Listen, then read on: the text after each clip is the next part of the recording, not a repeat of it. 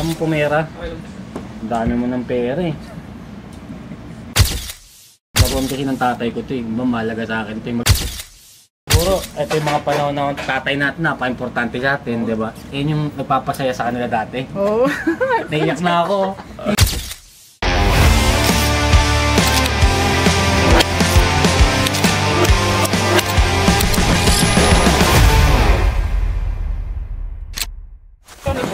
Diretso, saan naman pupunta? Hindi, may asikasuhin ako.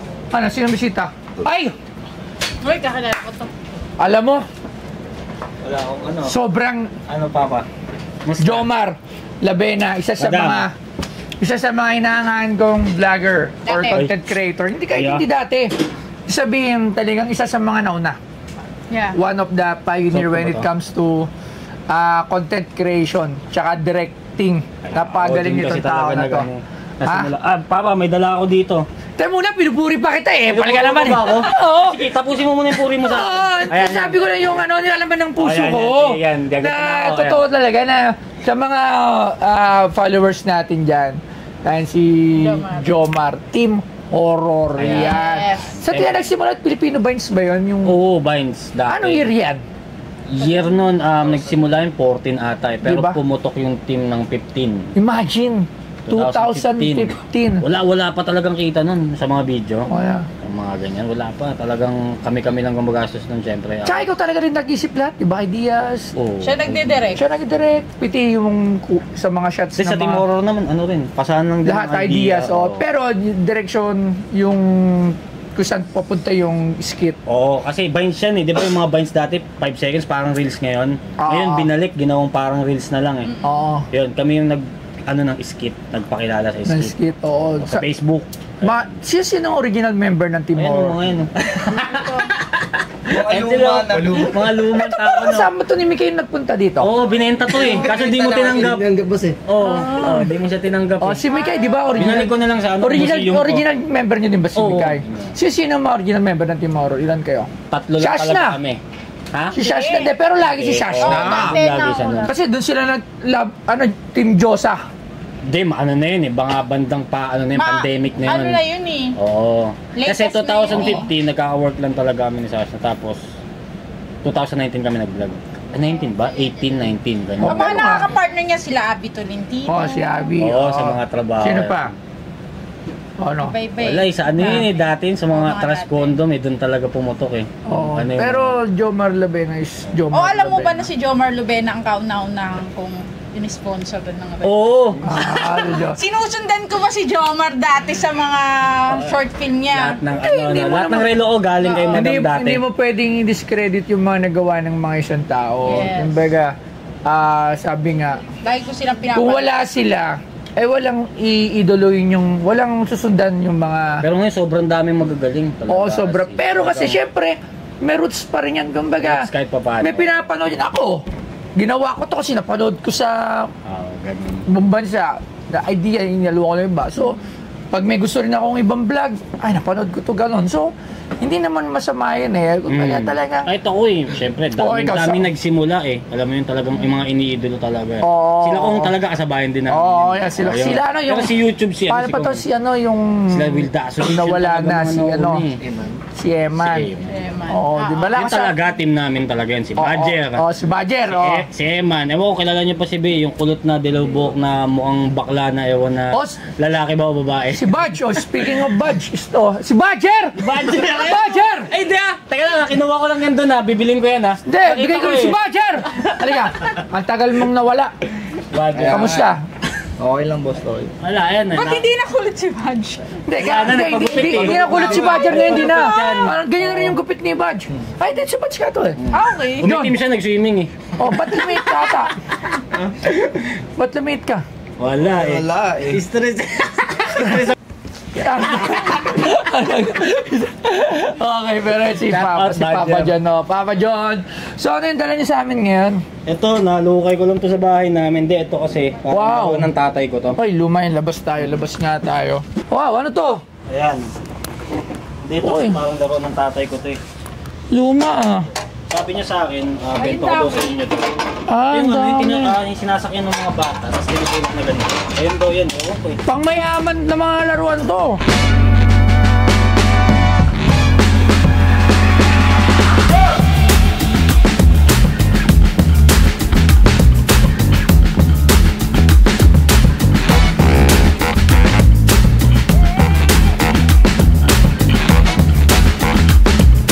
Ang Radio Flyer ay isang American toy company na kilala sa sikat nitong pulang laruang wagon.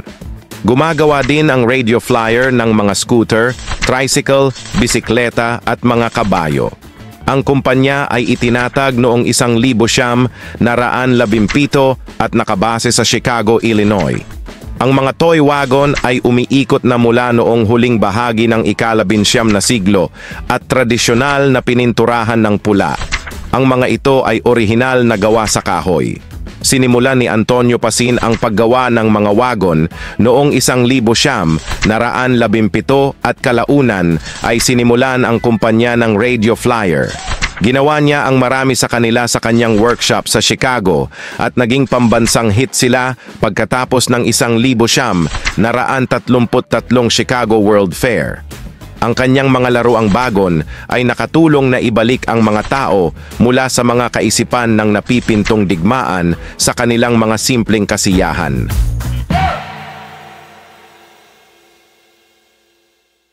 Hindi kami mayaman. Ewan ko sa kanila. Pinanganak ko mahirap eh. Baka sila Hindi lang.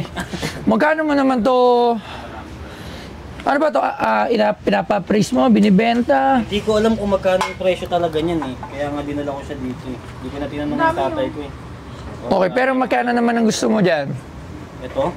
Tanong ka sa expert. Pero syempre kailangan magkano muna? Magkano? Wala nga, hindi ko alam eh. Siguro nasa ano to. Kasi mayaman ka naman, siguro.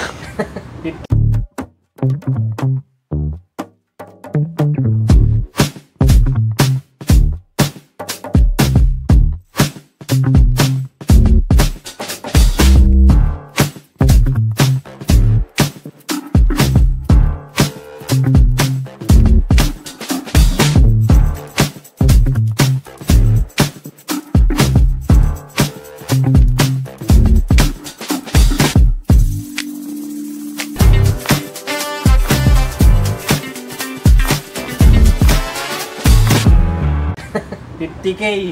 50K? Oo. Dahil lang, tawag tayo ng expert. 50K, sayang eh. Di ba? Di matagal na kasi ito sabi ng tatay ko, 1970s ginawa to. 1970s? 17? 17 ang nagawa to. Ewan ko kung totoo ah. Pero sobrang tagal na talaga. Nagamit pa to ng anak ko dati. I don't know kung ito ba ay local. Ay hindi, parang imported to malamang. Hindi yan local. Makikita mo sa ano eh, talagang sobrang tagal niya no. Sa dating bahay namin to nakuha eh, kasi syempre lumipat na kami. Nandun pa rin siya. Kaya tatawagan ko lang yung expert. Ano pa, lambre to?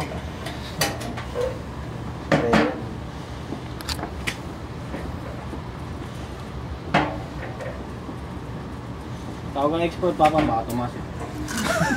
Ganda, may mali ito. From, sige, ihilera mo. Yan o, ganyan siya o. Ito. Benta na kasi. Kasi pwede umupo. Boss Kyle! Papa Kyle, ito. May dala sa akin si Jomar eh. Ayan, si Jomar Labena. Yan ng Timor. Eh, may dala siya sa akin oh. Oh, Radio Flyer. Radio Flyer. Radio Flyer ba to? Oo, Radio Flyer. Radio Jet. Nice. Iba-ibang size pa. Oh, Radio Jet. Eh, nahalukay niya daw. Sa kung saan man. Hindi ko makita kung kasi ang catch sa Radio Flyer is meron siyang reproduction at meron siyang 1950s. So, based sa kalawang sa kasapatina, mukhang 50s naman to eh, no? 1917, 1997. Oo, nasa ano to. Repro. 80 years. Etong isang maliit. Etong isang malaki. Yung malaki, kailangan natin ma-figure out kung ano kasi hindi ko makatok eh. Pero Paano dapat ang katok? makapal yung bakal, usually yun yung luma eh. Pero yung mga Makapal maninipis na, tapos mukhang solid ba? Ay, tunog. Narinig mo? Pero, rather yung maliliit, mukhang repro pero may patina at may kalawang. So, hindi ko sure paano niya nakuha yun from 70s. Possible naman, 70s till now, nagkakalawang siya. Ito. Same lahat siya eh, no? Oo, naglabas yan sa True Value eh. Sa True Value. Kaya medyo bumaba yung price niya. Pero maganda pa rin ha. Yung patina niya, napakaganda. Ang ganda ng aging niya. Lang kasi. Magkano yung ganito, Sir Kyle? 100K? Ay, grabe yung una naman. na yan, 25 na yan eh. Yung una. Ito, 25 na to? Oh, kung yan yung 1950s. Sabi sa'yo eh. Pero kung Huwag ka na hindi, magtanong eh. kung hindi sa True Value, brand new niyan, 16,000. Pwede ka bumili bukas. Ay, pero sa tingin ko luma na to, Sir Kyle eh. Kasi, Yan. tingnan mo, oh. Kumapit na sa kamay. Piti yung mga ano eh. Oh. Partida, pinunasan pa namin yan. Oo, kasi minsan pwedeng pinaulanan lang eh. Pero looking at it, mukhang luma naman. I-check nyo na lang kung ano, pasok sa inyong... So, magkano to lahat, tong isang set na to? Siguro kung 1950s tong malaki, tas the rest, ang reproduction, definitely 1970 yan, no? Nakita natin sa sticker eh, sa label eh. So yan, mga nasa mga, siguro 30 lahat na. 30 lahat na. Okay, tama. Alright. Ba? Maraming salamat, Sir Kyle. Thank you very much. Thank you, Jeff. Salamat. Thank you po. Ingat kayo dyan. Okay, magkano sabi nila? 50. 50. 15,000. 15? 50 nga eh. Siyempre tatawad, 30,000 lang mga price eh. O dito, lapit kayo to. Patabi nga itong laruan, ano nga, para makapagtawaran na kami. 15,000, siyempre kailangan kong pumera. Kailangan mo pumera. Dami mo ng pera eh. 25 pwede na yan, uwi na ako. 30, 25. Hindi kasi sabi niya, di ba 30? Lahat tumawad. yan eh. Ito kasi, Ha? tusin. Daron kasi ng tatay ko ito eh. Mahalaga sa akin ito eh. Magdadrama ako dito, apartment. Oh, yan ah. Umiyak ka. Oo. Siguro, ito yung mga panahon na tatay natin na pa-importante sa atin, di ba? Yan yung nagpapasaya sa kanila dati. Oo. Naiyak na ako. Naiyak na ako. Tingin luha. Tumutulo no? Magkano? Magkano yung presyo ni Sir? Saan niya? 30 daw. 30. Ako presyo ko 15. 15 presyo mo. Ikaw magkano presyo mo? 25 daw. 25. Parang may 5K ka. 21. 25 mo na? 22. 22.5. Para kalahati. 25. Hindi, 23. Last na yun. Sige, 23. Hindi lagad tayo. Maraming salamat. And hope na mas marami pa ako mapanood sa isang nag-isang Jomar. natin. Oh, sa TV namin ha. Set natin. Ayan ha. Manood din kayo sa DATV.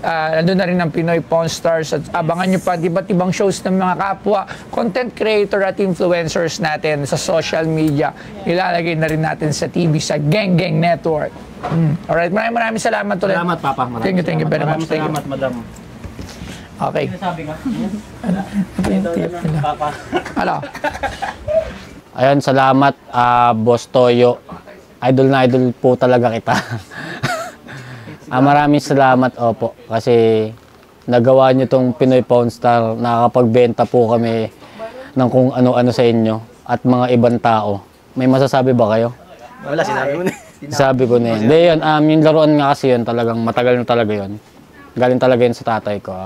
Siguro na, laruan nila na matagal na yun. Kasi hindi naman nagagamitin eh, kumbaga, alam mo yun. Sayang din naman. O, kasi, kung mabubulok lang, ay pabulok na nga eh. So yun, shoutout sa'yo, Papa Toyo. Maraming salamat at binili mo yun. May pera ako. So yun, syempre like nyo yung Pinoy Pawn Star at syempre follow nyo rin page namin. Yan, Timoro. At syempre page ko, Jomar Lubena. Ayan. Yan YouTube channel ko, Jomar Lubena. So, ayun. Kita-kits tayo. Come on.